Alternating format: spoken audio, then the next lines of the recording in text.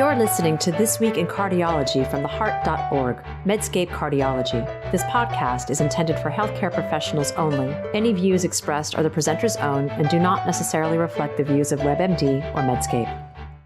You can now access the latest in medical news on your Amazon Alexa-enabled device. Join me, Perry Wilson, every weekday morning for Medscape Medical Minute, where I highlight the top medical stories of the day. To add Medscape Medical Minute to your flash briefing, search for Medscape Medical Minute on Amazon and click Enable. Or open the Amazon Alexa app, go to Skills, search for Medscape Medical Minute, and click Enable. Then say, Alexa, what's the news? Or Alexa, what's my flash briefing? I hope you'll join us. Hi everyone, this is John Mandrola from theheart.org, Medscape Cardiology, and this is This Week in Cardiology for October 7th, 2022. This week, post-PCI antiplatelet therapy, an important intervention in heart failure, Watchman information on hospital websites, and hypertrophic cardiomyopathy in athletes. First topic is post-stent therapy. Now, I've covered the post-coronary stent strategy of preventing recurrent ischemia without increasing bleeding many times on this podcast. It's one of the most complicated spaces in all of cardiology. Before I tell you about a new paper published in JAMA Cardiology, I want to remind all listeners that the reason we have these discussions are that stents are not free. The stented coronary artery is not exactly fixed. Now, once there's metal in the coronary artery, you have to block platelets. If you don't, stents can thrombose, and abrupt 100% occlusions are worse than chronic 95% occlusions. Now, this means taking a medication that increases the risk of bleeding. Now, make no mistake, if you're having a myocardial infarction, the need for platelet blockers after a stent is a great trade-off. But if you have stable coronary disease, the trade-off is far less clear. Of course, I follow this space because I'm frequently tossed into this space, as I have oodles of patients with atrial fib who also have coronary stents, and the combination of oral anticoagulants and antiplatelets is even more challenging. So as always, journalist Sue Hughes has excellent news coverage of a long-term extension of the Smart Choice trial of two strategies of antiplatelet therapy after a stent. One group got dual antiplatelet therapy and then monotherapy with a P2Y12 inhibitor. The other group got prolonged dual antiplatelet therapy for 12 months or longer. More than 90% of both groups received clopidogrel as their P2Y12 inhibitor. Now, the original trial was a 1-year non-inferiority trial, but this report involves a 3-year extension. At 1 year, there were similar and very low rates of major adverse cardiac and cerebral events. However, the short duration dual antiplatelet arm had significantly lower rates of bleeding. It was 2.0% versus 3.4% in absolute terms. Now, in this most recent extension study, the follow-up of 92% of the groups was continued for 3 years. Now, major adverse cardiac and cerebral events occurred in 6.3% of the P2Y12 monotherapy group versus 6.1% in the DAP group, and that's no significant difference. Bleeding, however, was way lower in the monotherapy arm, 3.2% versus 8.2% in the dual antiplatelet therapy arm. So on the surface, it seems like a clear picture. Dual antiplatelet therapy for long-term offers no advantage. But let's first do a brief rundown of some background points. Point number 1, RCTs have consistently shown that shorter duration and intensity of dual antiplatelet therapy, in whatever form, different drugs, different durations, seem to produce similar rates of thrombotic events but less bleeding than longer duration or more intense dual antiplatelet therapy. All right, point 2. The guidelines seem to trail this thinking a bit about shorter duration DAPT because there's still recommendations to continue dual antiplatelet therapy for 3 to 6 months for stable patients and 6 to 12 months for those with stents done during ACS. Point number 3. Another issue is that when dual antiplatelet therapy is stopped, it has been the P2Y12 inhibitor that's stopped and aspirin is continued. And that has always struck me as kind of weird because aspirin not only blocks platelets but also causes GI irritation. The Smart Choice data The same major adverse cardiac and cerebral event rates and higher bleeding with long-term dual antiplatelet therapy comports with other trial data that also show P2Y12 inhibitors alone may be better than dual antiplatelet therapy. The problem, though, is that any extended trial follow-up always comes with significant limitations. And the limitations here in Smart Choice Extended is that there was 8% of patients that weren't followed up. Remember, only 92% were followed for 3 years. There were low event rates. There was loss of blinding. And there was low adherent rates of dual antiplatelet therapy over the 3 years. Doctors Ajay Kurtain and Roxana Mehran, two eminent researchers in interventional cardiology, wrote the editorial, and I highlight their quote, "These data should lead clinicians to consider a strategy of monotherapy after a short period of dual antiplatelet therapy as a viable strategy to mitigate bleeding risk." They added the caveat that the extended follow-up study had limitations. They emphasized something that seems really wise. This post-stent space is complex, and it allows for decision-making that depends on the individual patient features. They seem happy, as do I, that no algorithm or quality measure could ever work in this space. And it reminds me that what is needed in the post-stent space is the need to be a doctor, one who sees the best evidence combined with clinical judgment and patient preferences to individualize care. And this is exactly how the father of evidence-based medicine, David Sackett, would have recommended. And just before I close, my final comment would simply be a reminder that none of these complex decisions need to be considered if there was not a stent in the coronary artery. My second topic, relief of symptoms in patients with heart failure. It has been a long while since I discussed something that happens in every single one of our patients with heart failure, and that is death. They die. A partner messaged me this week. She discussed end-of-life goals of care with a patient who had advanced heart failure and whose time was short, and they decided together to deactivate ICD therapies. This was a notable message because it's pretty uncommon. Yet the thing is that 99% of our patients with cardiac devices will die with the device in place. And as Dr. Atul Gawande famously wrote in his book, Being Mortal, hope is not a plan. Journalist Fran Lowry has news coverage of an observational study of home-based palliative care in Ontario, Canada. This was a comparison of patients who were referred for a collaborative in what sounds like comprehensive home-based palliative care to similar patients who did not receive the intervention. This non-randomized retrospective study returned highly positive results for the home-based palliative care model.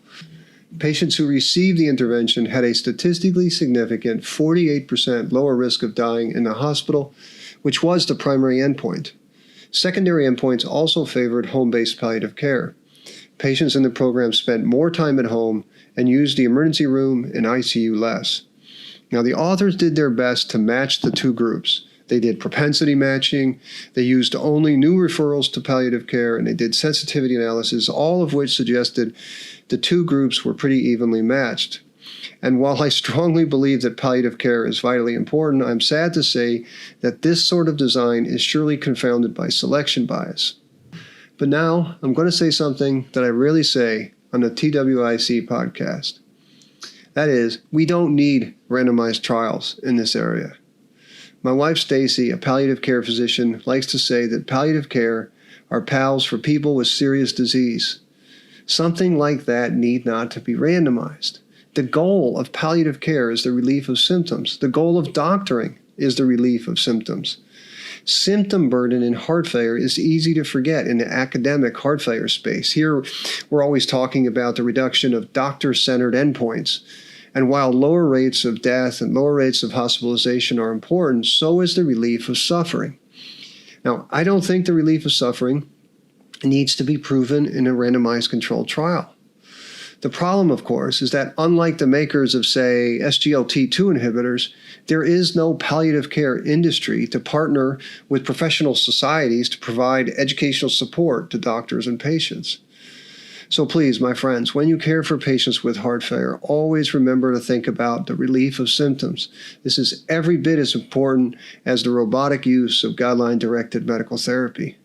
Let's make heart failure care less heartless.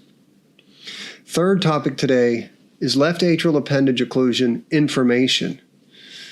JAMA Internal Medicine has published a somewhat shocking research letter from a group of researchers at UCSF and Yale, many of whom I have co-authored with previously. Their research question was to examine publicly available hospital webpage content about percutaneous closure of the left atrial appendage with Watchman. Now, they studied the top 100 hospitals in the 2021 U.S. News for Cardiology. Each web page was assessed for indications and contraindications as well as potential risks and benefits of the procedure. They then used Open Payments website to sort out general or research payments to the hospital or physicians who were quoted on the web pages and whether these payments were disclosed. Stop your treadmill, pull your car over, get off your bike. Here are the results. Only 9%, less than 10% of web pages included at least one contraindication, but nearly all web pages and articles stated at least one Watchman-associated benefit, which was emphasized in 80% of web pages. 20%, 1 in 5 web pages included content from the company Media Kit. All the web pages were totally clear on device-associated risks. Wait. Stop. That was a test to see if you're awake. I'm just kidding. Only 29% of web pages included at least one of 57 risks. Of the 60 hospitals that had open payment records, 2/3 received general or research payments from Boston Scientific. None of these payments were disclosed. None. Of the 35 doctors who were quoted on these web pages, 94% received general or research payments from Boston Scientific, and less than 10% of these were disclosed. Now, my comments. I hardly need to say anything, but of course there is a podcast to produce. Sue Hughes will have a news story on this important paper. Here's a summary of what I sent her as an email commentary. I said, these investigators have shown clear bias in the promotional materials for left atrial appendage closure, and they've bolstered their findings by also exposing the financial dualities of interest that pervade both hospital systems and individual physicians. 2/3 of hospitals received funds from the manufacturer and none were disclosed on their websites. More than 90% of the quoted physicians have received general or research funds from the makers of the device, but less than 10% disclose these conflicts. These are stark and sobering findings. And look, I am not against industry collaboration. It's absolutely necessary to move the field of cardiology forward. But these dualities of interest should always be disclosed. And from a patient perspective, left atrial appendage closure percutaneously is one of the most complex decisions in all of cardiology. That's because it is a preventive procedure for something that may not happen in the future. The preventive procedure carries substantial upfront risk and in hopes of providing a probabilistic lower risk of stroke or bleeding in the future. And even if you believe percutaneous left atrial appendage occlusion provided more benefit than risk, you have to agree it is a complex decision infused with tons of uncertainty. These findings from this study find very little to no uncertainty in the patient-facing web pages of hospitals. I think that patients deserve to see accurate, unbiased educational materials, and these documents should be clear about disclosing financial dualities of interest. Now, the previous story I just told you about on palliative care is a testament to the story of dualities of interest in advertisements. I have yet to see a hospital webpage promoting palliative care. Now, huge kudos to the authors who have done U.S. healthcare a great service with this kind of paper. Like other important studies, their work has shown that we have much more work to do in this area. I also hope this work stimulates more research into healthcare promotion in other areas, and my suspicion is that left atrial appendage closure is not an outlier. And a final addendum to this story, the senior author on a paper is Rita Redberg, the editor-in-chief of JAMA Internal Medicine. This week it was announced that she was stepping down as editor-in-chief. I want to take a brief moment to congratulate Dr. Redberg in accomplishing something special. During her leadership, JAMA Internal Medicine has become an outlier in academic publishing, an outlier in the most positive way. JAMA Internal Medicine has consistently published research and editorials that challenge the status quo in medicine. This journal has made a name for itself because of its emphasis on shared decision-making, reducing low-value care, especially in the most frail and vulnerable patients, and it has given substantial space to the wonders of doing less versus more. And of course, New England and The Lancet, they get the biggest RCTs. But for those of us who make a living seeing patients, rather than writing papers and making speeches, JAMA Internal Medicine has been the best journal to read. Best wishes to Rita, and thank you for all that you have done. Your successors have their work cut out for them. Final topic today is hypertrophic cardiomyopathy and exercise. Now, because hypertrophic cardiomyopathy can predispose to ventricular fibrillation and sudden death, and because everyone knows about famous athletes who have died on the field, the question of exercise comes up often in any patient you see with hypertrophic cardiomyopathy. The old thinking had exercise as scary in these patients, but the new thinking is moving toward less exercise restriction. Now, Jack has published a research letter from the famous group at St. George's in London, in which they report on outcomes and changes in phenotypic expression of hypertrophic cardiomyopathy in 53 consecutive athletes who continue to participate in competitive sport. These athletes were seen at 6 to 12 month intervals. Assessments included ECG, echo, cardiopulmonary stress testing, Holters, and even CMRs. Now, for the comparison, they used an athlete's first set of tests against their last, and these were 98% males. Half of these athletes were actually professional athletes, and the most common sport was cycling, then football, running, and rugby. About a quarter were diagnosed with symptoms. 6 athletes had a family history of sudden cardiac death. And crucially, all 53 athletes in this cohort were considered to have a low ESC 5-year SCD risk score for hypertrophic cardiomyopathy. The mean SCD risk score was only 1.9%. Now, the ESC risk score uses age, maximum LV wall thickness, left atrial diameter, left ventricular outflow tract gradient, family history of sudden cardiac death, non-sustained VT, and unexplained syncope. And I'll link in the show notes to the original paper in the European Heart Journal in 2017. The first author of that paper was O'Mahony. Over nearly 5 years and no detraining, all athletes in this group remained free of cardiac symptoms. Over 5 years and no detraining, all athletes remained free of cardiac symptoms. There were no deaths, no sustained VT, and no syncope. Only 4 athletes showed non-sustained VT, one of whom had an ICD placed because his risk score increased to as high as 4.9%, and this was on the basis of new late gadolinium enhancement found on a CMR. One athlete had a very short run of atrial fibrillation. The researchers found no changes in the electrical, structural, or functional phenotype as evidenced by ECG echo and cardiopulmonary exercise testing. And in their discussion, they estimated that the annual rate of sudden cardiac death in the general hypertrophic cardiomyopathy population is about 0.5 to 1% per year. And they argue, therefore, that over the course of this 4.5 years, they would have expected between 1.2 and 2.4 sudden cardiac death events in this population. But there were none. So they concluded, quote, our findings suggest that the mortality rate in low-risk athletes with hypertrophic cardiomyopathy who continue to exercise are no greater than in the general population. Of course, they mentioned that their sample size was small, but they emphasized that it's larger than previous reports, and that also 1/2 of these were pro athletes, and 17% were black athletes who are perceived to be at higher risk. Okay, what are my comments? Hypertrophic cardiomyopathy is an uncommon condition, so sample sizes in these studies are always going to be pretty small. And I'll first tell you about the upside of this data. It's encouraging data. Of course, I like athletics, and I find restricting those who love sport from doing sport, that's a big deal. And it's also reassuring that unlike ARBC, competitive high-level exercise doesn't seem to progress the phenotype.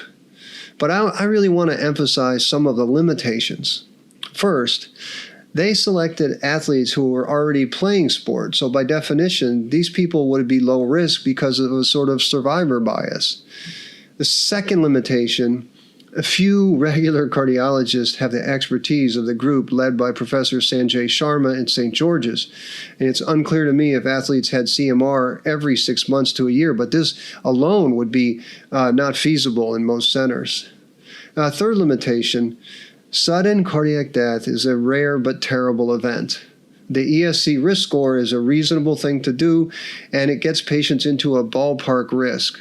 But low risk doesn't equate to no risk, and all it would have taken is one of those 53 athletes to have had a cardiac arrest or a death, and the conclusions of this paper would have obviously changed.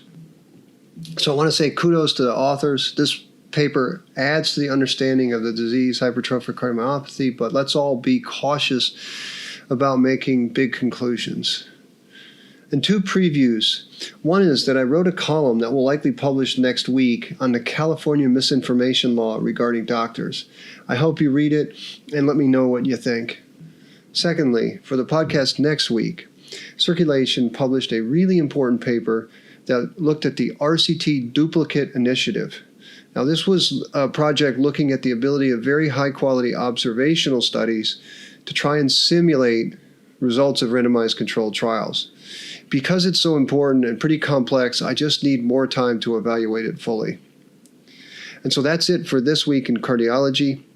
I'm actually recording here in Milan, Italy, at the European Association of Cardiothoracic Surgery. Next week, I'll be recording from Venice, Italy, where I'll be speaking there at the Venice Arrhythmia Symposium. As always, I'm grateful that you listened. Thank you. And remember, if you like this podcast, please take the time to give it a rating. Write us a 1 or 2 sentence review, because these sorts of things help others find us. Until next week, this is John Mandrola from the Heart.org Medscape Cardiology. You're listening to This Week in Cardiology from the Heart.org, Medscape Cardiology. This podcast is intended for healthcare professionals only. Any views expressed are the presenter's own and do not necessarily reflect the views of WebMD or Medscape.